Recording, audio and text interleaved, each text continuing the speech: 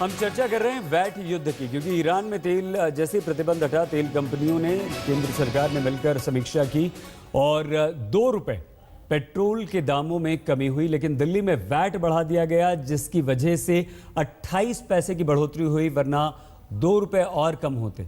राघव, 2 रुपए 28 पैसे। दिल्ली की जनता तो यही देख रही है, वो 28 पैसे नहीं देख रही है। और दूसरा साथ में सवाल ये राघव कि कांग्रेस की सरकार थी, हारून यूसुफ हमारे साथ हैं, उन्होंने तो वैट नहीं बढ़ाया, 15 साल तक रहे, आपने आते ही अचानक क्यों? नहीं, ऐसा नहीं है। कांग्रेस की सरकार ने कई बारी वैट की दरों में इजाफा करा गया है।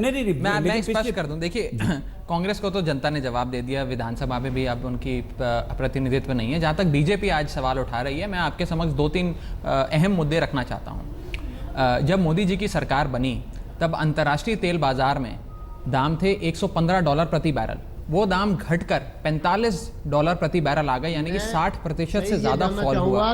मोदी जी ने जनता को कोई फायदा नहीं दिया, 6 से अधिक बारी एक्साइज ड्यूटी बढ़ाई। देखिए, अगर इस प्रकार की अगर सिविल डिबेट होगी तो सईद भाई हम बात कर सकते हैं। अगर विजेंदर जी किसी को नहीं बोलने देंगे तो कैसे बात करेंगे? उन्होंने पिछले सेगमेंट में भी हमें नहीं बोलने दिया। एक सेकंड राघव, आपने क्या कहा था? विजेंद्र जी क्या कहा था, पहले बताइए आप। विजेंद्र जी, आपको विधानसभा के सदन के अंदर क्या कहा था आपने? विजेंद्र जी सुन लेते हैं, गुप्ता जी बात सुन वही लेते हैं। कहना है, आप सफाई मत लीजिए इनसे। देखिए, मैं सफाई में सुन लेते हैं, उनकी बात सुन लेते हैं, आप जवाब जरूर दीजिएगा। धोखा कर रहे हैं आप। देखिए, वो आप पर आरोप लगा रहे हैं, आप जवाब जरूर दीजिएगा। इनको आगे मैं इस चिल्लम चिल्ली में मैं नहीं पढ़ सकता सईद भाई। हमारे ना आम आदमी पार्टी को ये चिल्लम चिल्ली अच्छी लगती है, ना हम इसमें सक्षम है। तो मैं उम्मीद करूंगा हमारे वरिष्ठ नेता है पैनल पर विजेंद्र जी, अगर वो थोड़ी देर के लिए थम जाए तो हम अपनी बात रख सकें। देखिए विजेंद्र, देखिए ये स्पष्ट है आज किस प्रकार से मोदी जी और मोदी जी की सरकार ने जनता को ठगा है। 60% दाम कम हुए अंतरराष्ट्रीय बाजार में, इन्होंने जनता को वो 60% की छूट नहीं दी तेल के दामों में। हर बार एक्साइज ड्यूटी बढ़ाई। आपको याद है, मैं आपके चैनल पर आया था डिबेट करने, एक्साइज ड्यूटी पे एक्साइज ड्यूटी पे एक्साइज ड्यूटी बढ़ाते रहे, पहली चीज। दूसरी चीज ये बात करते हैं कि जनता को फायदा पहुंचाने की, कॉर्पोरेट टैक्स 30% से कम कर 25 कर दिया, और सर्विस टैक्स जो आप हर चीज में देते हैं, चाहे आप बाल कटवाएं, खाना खाएं या अन्य किसी प्रकार की सेवा लें, उसको 12% से बढ़ाकर 14% कर दिया। और आज की बात ले लीजिए, आज की बात इनकी राज्य सरकार पंजाब और हरियाणा ने रेट बढ़ाए तो विजेंद्र जी प्रदर्शन नहीं कर रहे। वहां पर महंगाई नहीं बढ़ रही, वहां आम आदमी की कमर नहीं टूटेगी। जो दोहरे मापदंड भारतीय जुमला पार्टी आज लेकर आ रही है, इनको इंट्रोस्पेक्शन करना चाहिए कि ये बोल क्या रहे हैं। राघव, अब बात हो गई। गुप्ता जी अब आप तमाम राघव के जितने भी आप पर आरोप है जवाब दीजिए। वो तो लगातार जवाब दे ही रहे हैं, वो तो पीछे लगातार जवाब दे रहे हैं। राघव सुन लेते हैं, एक सेकंड सुन लेते हैं। 1031 कहां गई? बोलिए गुप्ता जी। इन्होंने दिल्ली में झूठा एडवर्टीजमेंट करके 1031 कहां है बताइए? 1031 पे बात करनी है, बहुत बढ़िया। 1031 बाकायदा चल रही है। 1031 एंटी करप्शन ब्रांच का नंबर है। एंटी करप्शन ब्रांच में दिल्ली पुलिस ने कब्जा कर लिया है। मोदी जी के कहने पर हमारी भ्रष्टाचार विरोधी संस्था जो है उसको दिल्ली पुलिस ने कब्जे में कर लिया है। उसने पैरामिलिट्री फोर्सेस भेज दी हैं। सईद भाई आप सोचिए, पैरामिलिट्री फोर्सेस भेजकर दिल्ली सरकार की जो एंटी करप्शन ब्रांच है उस पर कब्जा कर लिया है कि हम भारतीय जनता पार्टी और कांग्रेस के भ्रष्टाचार का खुलासा ना कर पाए और उनको पकड़ ना पाए। ये 1031 की सच्चाई है। पूछिए विजेंद्र जी, जानते हैं कि नहीं जानते? राजनीति करने में लगे हुए। नहीं, आप ये बात जानते हैं कि नहीं जानते? आपने 1031 का जिक्र करा, मैं तो आपको जवाब दे रहा हूं।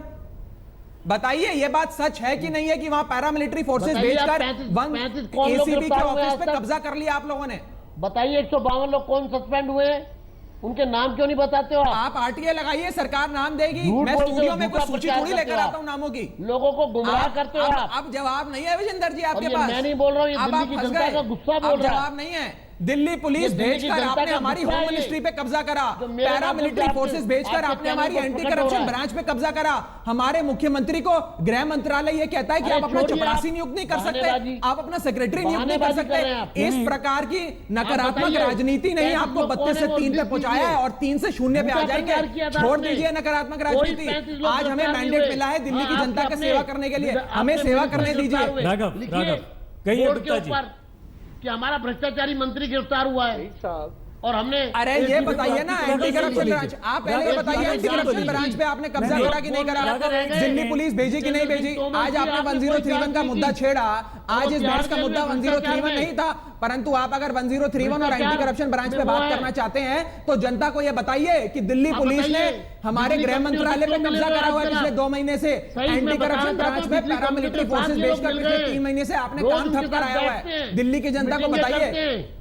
जलपान कर रहे हैं आजकल बिजली कंपनियों के साथ बैठकर। आप बिजली का जवाब ले लीजिए, आप बिजली का जवाब ले लीजिए। बिजली के जब से प्राइवेटाइजेशन हुआ तब से जो भ्रष्टाचार का दौर शुरू हुआ उस पे लगाम लगाई गई है। सीएजी की रिपोर्ट आएगी, आप देखेंगे कि कितने करोड़ों रुपए का घोटाला किया आप सबने मिलकर। किस तरह लोगों को, जो लोग उस समय विधानसभा में बैठे थे तब उन लोगों ने इस भ्रष्टाचार के खिलाफ आवाज क्यों नहीं उठाई?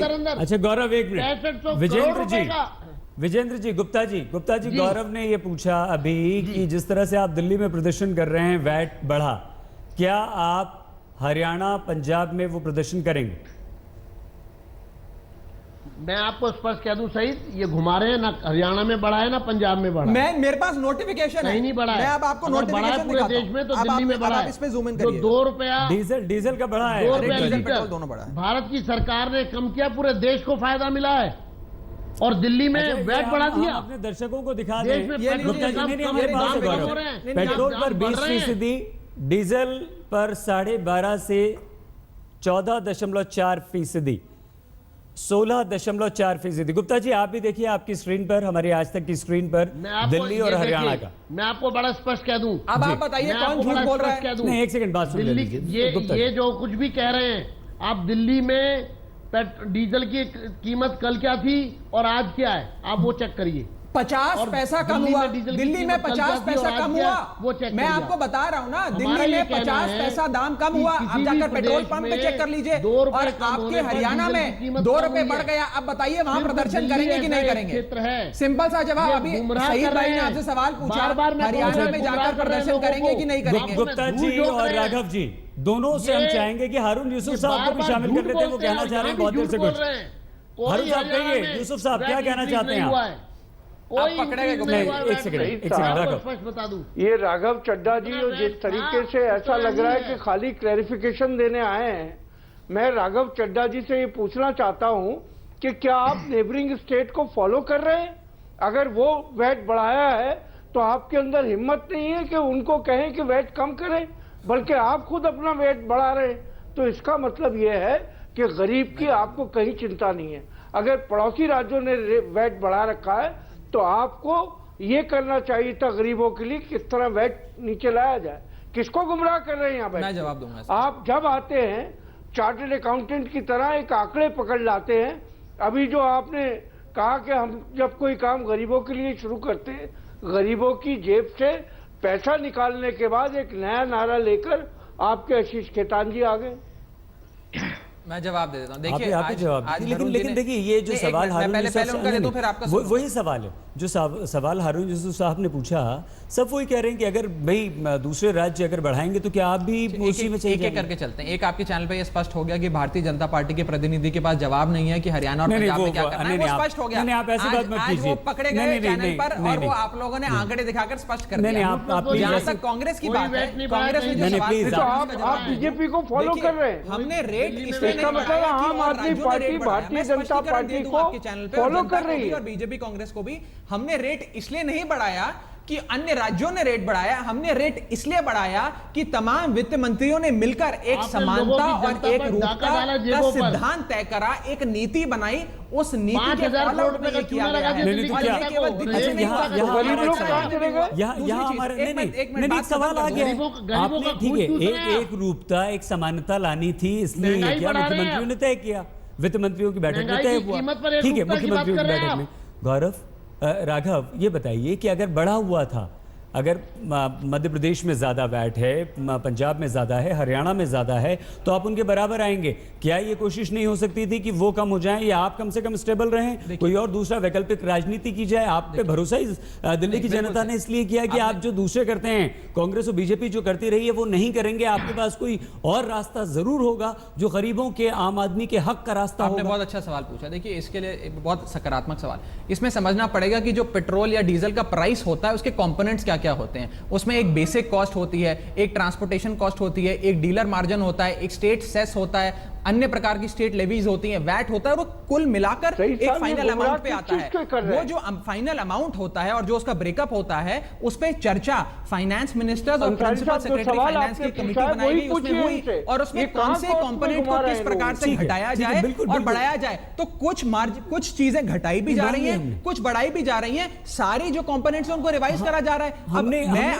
मैं आम आदमी पार्टी का अधिकृत प्रवक्ता हूं, मैं उस कमेटी का पार्ट नहीं हूं, तो मुझे जानकारी नहीं है कि कौन से कंपोनेंट में रिवीजन हो रहा है। नहीं, ठीक है, वो आप चाहेंगे तो जानकारी की आपको सारी एक एक चीज मिल जाएगी। लेकिन यहां पर यह कि मान लीजिए कल को हालात और परिस्थितियां इस तरह की बनती हैं कि और वैट बढ़ाना पड़े और बोझ लगाना पड़े भलाई के लिए, तो क्या आप फिर से करेंगे? क्या आप फिर से दिल्ली की जनता को दबाएंगे? ये एक वैकल्पिक सवाल नहीं, आप वैकल्पिक की बात कर रहे हैं। हाइपोथेटिकल सवाल है कि कल को ये होगा तो आपको क्या करना पड़ेगा। देखिए, मैं आपको अगर वैट नहीं बढ़ता तो 2 रुपए 28 पैसे या 2 रुपए सीधे सीधे कम हो जाता। विजेंद्र जी को तो इतना मौका देते, थोड़ा हमें भी दे दीजिए। नहीं, आप ये बात बता दीजिए दिल्ली की जनता की तरफ से हमारे सवाल है।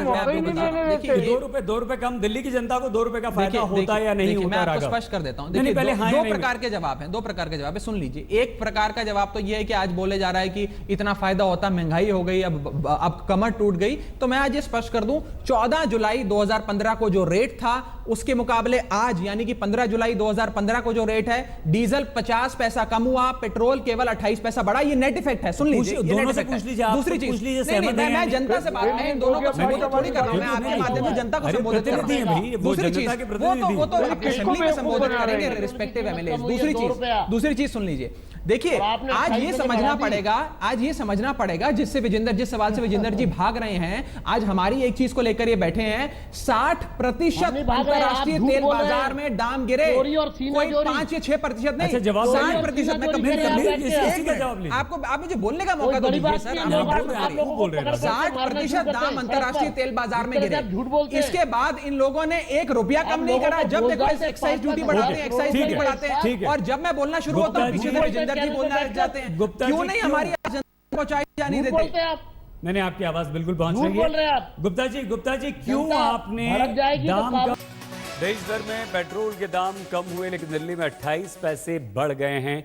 विजेंद्र गुप्ता जी, आप पर एक आरोप ये लगा रहे हैं राघव कि जिस अनुपात में आपको दाम पेट्रोल डीजल के कम करने चाहिए थे, आपकी सरकार को नहीं किए। सहमत हैं आप?